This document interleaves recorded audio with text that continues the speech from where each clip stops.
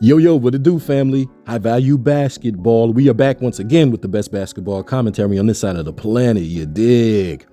And we are back once again with our third entry into the top 10 players of each position of the coming 2022-2023 NBA season. And this one is for the shooting small forwards, y'all. Excuse me, family, small forward. Again, if you have not seen the shooting guard and the point guard edition, go back and watch those before you get to this so you can see the progression, man. But for the sake of time, we just gonna get right into it, and we gonna fly in at number 10 with Mr. Scotty Barnes of the Toronto Raptors. Man, Scotty Barnes, just within the first couple years of him being in the league, has already made himself a household name to NBA nerd fans, and this coming year will probably make himself a household name outside of NBA nerds and outside of Toronto. This man has got the stuff. This dude is just a natural defender with his athleticism and his body movements. This dude is basically just one of those Swiss Army knife type of players, but he is of the highest grade darn near. This dude plays both sides of the ball.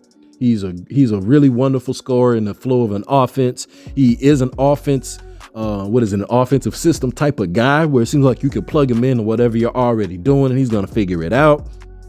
He has wonderful leadership skills because he helps quarterback that defense.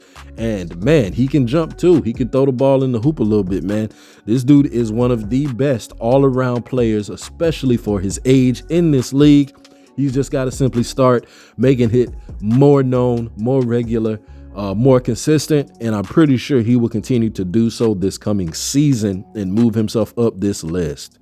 Next up at number 9. Mr. DeMar DeRozan with the Chicago Bulls.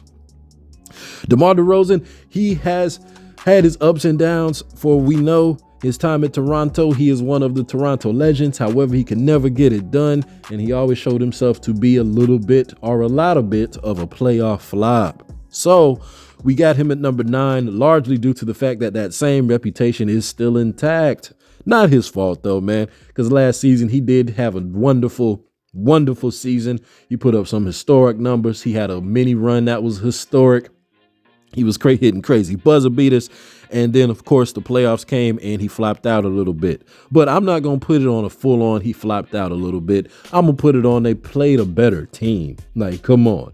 We're talking about the Milwaukee Bucks, y'all, with Giannis. I mean, what were they really supposed to do? Come on. He did his thing. I believe he had one 45 or 50 point game as well to help them at least win a game. You did will them a win last year in the playoffs. So he isn't all the way to blame, and he isn't all the way in the same mode of being that playoff flopper. However, we do know that his play style, while be it great, isn't the best for contributing or being the main contributor or the second best contributor to a championship level team. Moving on to number 8, Mr. Andrew Wiggins. And yes, unlike Mr. DeMar DeRozan, his impact does help lead to wins. Of course, we're talking about a much better situation with the Warriors. However, if we do keep it a buck, if we do keep it 100, when you take Andrew Wiggins and you plug him into the role that Kevin Durant fulfilled, or more precisely, the role that was fulfilled beforehand, he has taken that position and maximized it to the best of his ability and to the best of the Warriors' need for him. He has found his niche completely and entirely. And when I say he's filled the former player, I'm talking about Harrison Barnes. If y'all go back to the year when they finally did win, and more importantly, the year where they lost, which led to the KD era, Harrison Barnes was the key to both the win when they were there in his position that he played, and he was the key to them losing. That small forward position is what unlocks the highest level of potential for the Warriors, and they found their man without it being complete overkill that kills all hope of the league in Andrew Wiggins. He plays defense, he can shoot, and he can get you a nice handful of highlights, especially when you need him, the way that he completely yammed on Luka. Number 7, Chris Middleton. And put some respect on the man's name, Chris with a K, you dig? Chris Middleton, he is the second option. he is the Robin from all of that weird talk from last year, the year before. He is the Robin to Giannis's Batman. Let's keep it a trill. Keep it 100. But he is a closer style player. He can hit wonderfully big shots. He's got a really cool play style that's underrated. He's a very good fadeaway shooter. He's got the mid-range game on lock, and he could hit the 3. And he fulfills his position as a much-needed player on this team. We really see his impact because he was not there last year, and it definitely looks like he was the number one reason why they didn't make it back to the finals and potentially win it. So seeing him coming back this season will be huge for him and be huge for the Bucks. He's only ranked at number 7 due to injury, and so I do expect him to be higher on this list before the year's end. Number 6, Brandon Ingram. Y'all go back on my page and watch my video that I did on Brandon Ingram, where I stumbled upon video footage that showed him playing exactly like Mr. Kobe Bean Bryant. I was appalled. My jaw was dropped and I was astonished.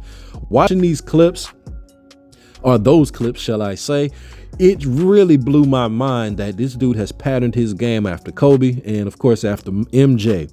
He's always gotten the Kevin Durant label thrown on him because he's tall and lanky like him. But if you've just casually watched basketball and watched those two players play, they don't play anything alike at all.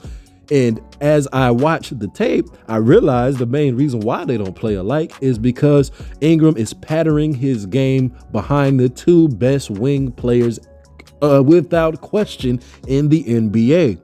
So why not do so? Because if you maximize yourself with that play style and it fits you, that means you're going to put yourself in an upper echelon of players in history as well.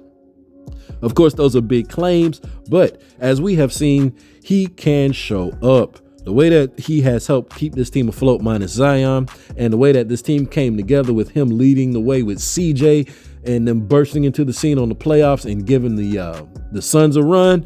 Oh yeah, they finna build upon this, and he is going to be one of the leaders forward. Brandon Ingram, y'all, at number 6.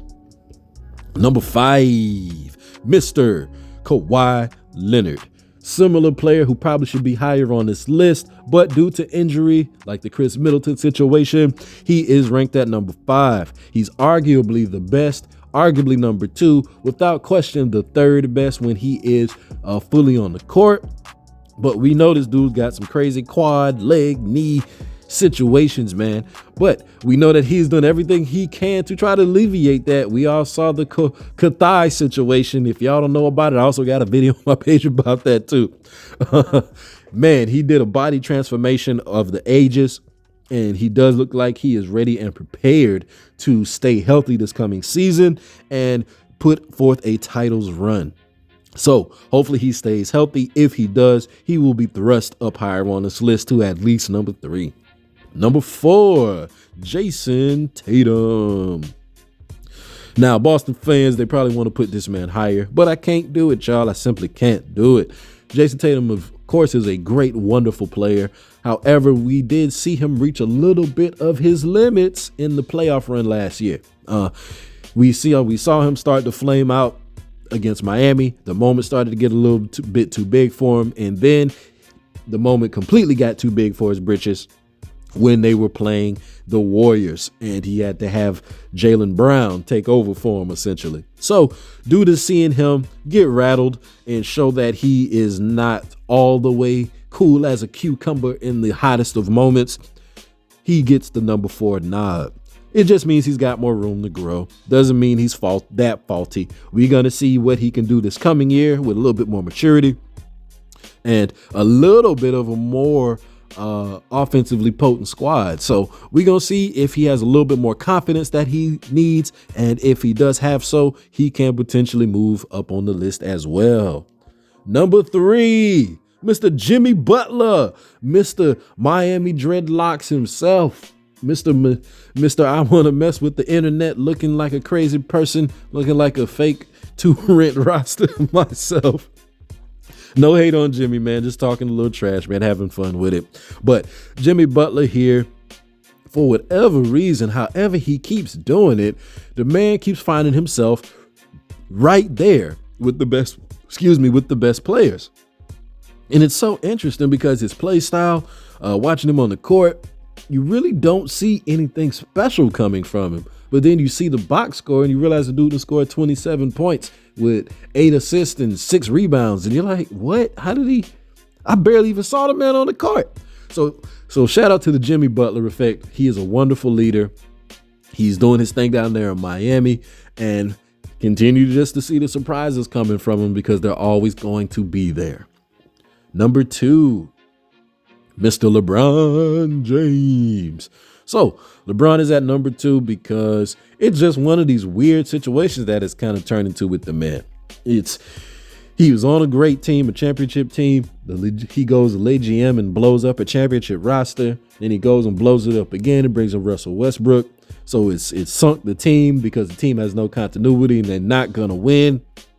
And he's oddly repeating the same thing Kobe did, just in a different kind of way. He didn't back himself into it, where basically you are at a legendary status and you're but you're breaking records and you're doing it in a Lakers jersey, but you're also not winning. So weird situation. And because it's largely due to his construction or his influence, he does not get the number 1 nod. Just can't give it to him because leadership and off-court things, they do still apply and they do still help affect your ranking. Because if you are one of the reasons why your team is tanking, then I can't put you at the top spot. And his team is somewhat tanking because it is somewhat his fault. But shout out to LeBron, who will most likely end the year as the NBA's all-time leading scorer. And if he somehow manages to pull off a playoff run and somehow manages to get back to the finals, boy, those GOAT conversations will get super, super interesting then, and they really will get to talking. But until then, we'll just move on to number 1, Mr. Kevin Durant. Same thing, man. Kevin Durant, he does get the number 1 nod over LeBron because even though he done had himself a crazy offseason where he tried to go lay GM or KD GM, he actually did not blow up his own team completely. He came on back and he mended the fences, and now we see him on this Brooklyn squad with high expectations to make another finals run. I do expect, largely due to his influence on the team, that they will at least make the Eastern Conference Finals. We know him as the scoring maestro that he is. We know that he had another great offseason, no injuries. So in normal KD fashion, he generally gets better. He'll have more time with this team, and he will continue to launch threes and do the hezzy pull-ups that everybody loves. So there we have it, family. The top 10 small forwards in the NBA for the 2022-2023 coming season. High value basketball. Be sure to like, share, and subscribe, family. Peace.